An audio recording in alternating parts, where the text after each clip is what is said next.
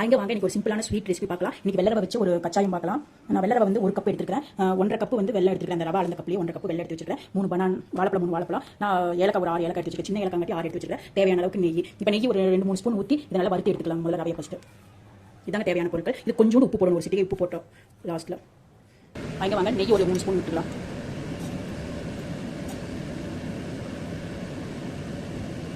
நெய் உருகணுன்னே ரவை போட்டு வறுத்து எடுத்துக்கலாம்.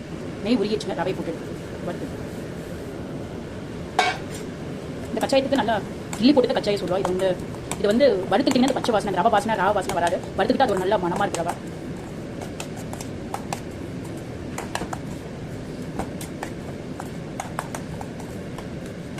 இது நல்ல ரவை வறுக்கிறதுக்குள்ள நம்ம வந்து வெள்ளத்தில் கொஞ்சம் சுடுதண்ணி ஊற்றி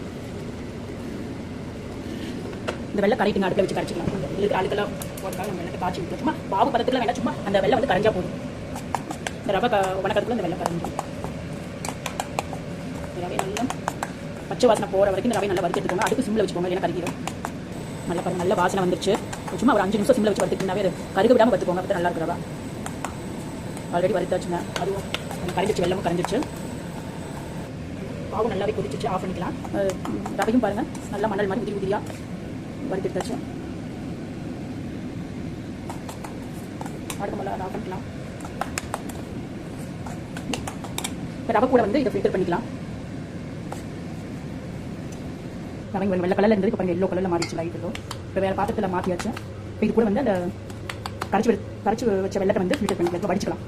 இது கூட கொஞ்சம் உப்பு போட்டுக்கோங்க, கொஞ்சமாக உப்பு போட்டுக்கோங்க. அந்த ஸ்வீட் எடுத்துறதுக்காக இவ்வளோ கூட தேவையில்லை. கொஞ்சம் இதை வச்சு எடுத்து ஊற்றிக்கோங்க. நான் கேமரா வச்சுக்கிறதுனால அதை வச்சுட்டு பண்ண முடியும். நம்ம ஊற்றிட்டு காமிக்கிற பாருங்க.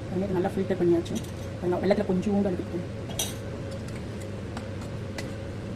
இது ஒரு 3 மணி நேரம் இதை ஊற வச்சிங்கன்னா நல்லா பந்து மாதிரி வரும். நீங்கள் இதை மட்டும் அப்படியே ஊற வச்சுட்டு ஒரு 3 மணி நேரம் இது பக்கத்தில் இன்னும் பாகு இருக்குது, எடுத்து ஊற்றிக்கலாம். கொஞ்சம் கூட ஊற்றிக்கோங்க. இது கொஞ்சம் லிக்விடாக இருந்தால் கூட பரவாயில்ல. ஒரு 2 மணி நேரம் 3 மணி நேரம் ஊற வைக்கும்போது இந்த ரவை நல்லா வறுத்த ரவை ஊறி நல்லா கெட்டி ஆயிரும். அப்படியே தட்டு போட்டு மூடி வச்சிருங்க. ஒரு 2 மணி நேரம் 3 மணி நேரம் வச்சிங்கன்னா நல்லா பந்து மாதிரி எந்திரிக்கும். ஒரு 3 மணி நேரம் கழிச்சுட்டு இந்த வாழைப்பழத்தையும் இந்த ஏலக்காயும் அரைச்சு அந்த எண்ணெயில் போடும்போது இந்த வாழைப்பழத்தை ஏலக்காயும் அரைச்சி இதில் போட்டு எண்ணெயில் போடும்போது அரைச்சி போட்டால் போதும். இது ஒரு 2 மணி நேரம் நான் வச்சுக்கிறேன். தட்டு போட்டு மூடிக்கிறேன். அப்படி கெட்டி ஆயிரும். ஆனால் உடனே போட்டால் பந்து மாதிரி வராது. சோடா அதெல்லாம் எதுவுமே தேவையில்லை. ஒரு ஊற வச்சிங்கனாவே நல்லா பந்து மாதிரி வரும். நல்லா ஊற வைக்கணும் இந்த ரவையை. இப்படி இது நல்லா கெட்டி ஆயிரும். இன்னும் கூட நீங்கள் கொஞ்சம் கூட இன்னும் ஊற்றிக்கலாம். இருக்கிறது கெட்டி ஆயிரும். ஒரு 2 மணி நேரம் வச்சு பார்த்தீங்கன்னா ரொம்ப கெட்டி ஆயிரும். அப்புறம் இந்த பழத்தை போட்டால் கரெக்டாக இருக்கும்.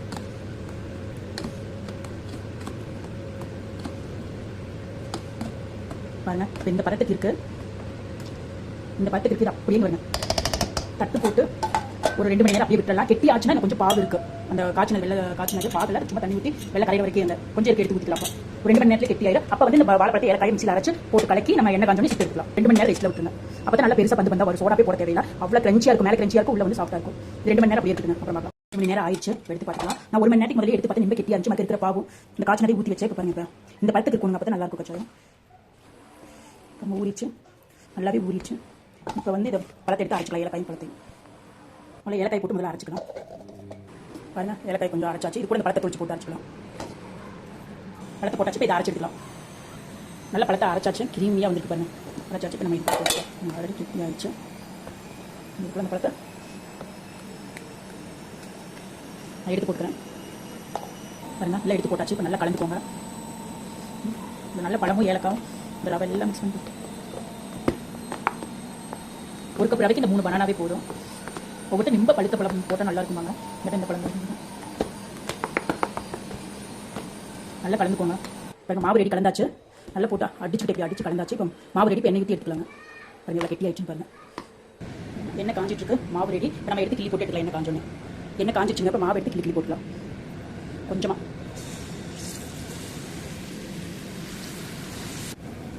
பாருங்க, நல்லா சிம்மில் வச்சு அப்படியே பொரிச்சு எடுத்துக்கோங்க. அந்த வடை ஸ்வீட் அவ்வளோ நல்லா இருக்கு. ரவை ஸ்வீட்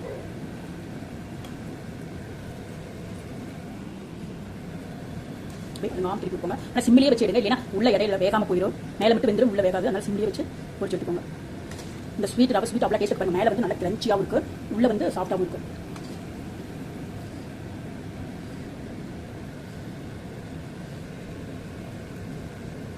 சூப்பராக பாருங்க, ஆல்ரெடி வெந்துருச்சு. இந்த எண்ணெய் அடங்கணுன்னே எடுத்துக்கலாம். பாருங்க, அப்படியே எவ்வளோ கிரன்ச்சியாக இருக்குது பார்த்தீங்களா. சூப்பர் கிரன்ச்சியாக இருக்குங்க.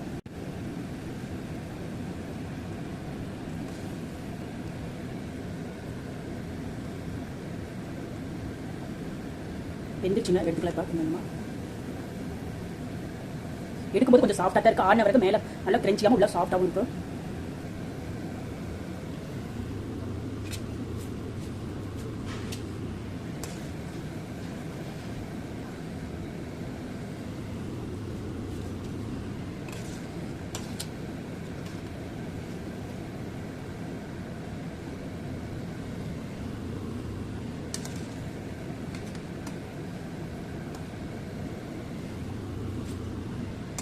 அழுங்காமல் எடுத்துக்கோங்க, எனக்கு கருகிடும்.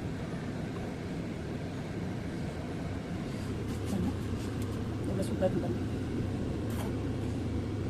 சூப்பராக வந்துருக்கு பாருங்க. சூப்பராக இது உதிரி உதிரியாக பாருங்க. நல்லா வறுத்து போட்டங்காட்டி நல்ல ஊர் இது ஆடினோடனே நல்லா மேலே நல்லா கிரன்ச்சியாக வந்துடும். மேலே ஆமாம் ரெடி, சூப்பராக ரெடி. மீதி இதெல்லாம் போட்டு எடுத்துடுங்க. ஓகே பாருங்க.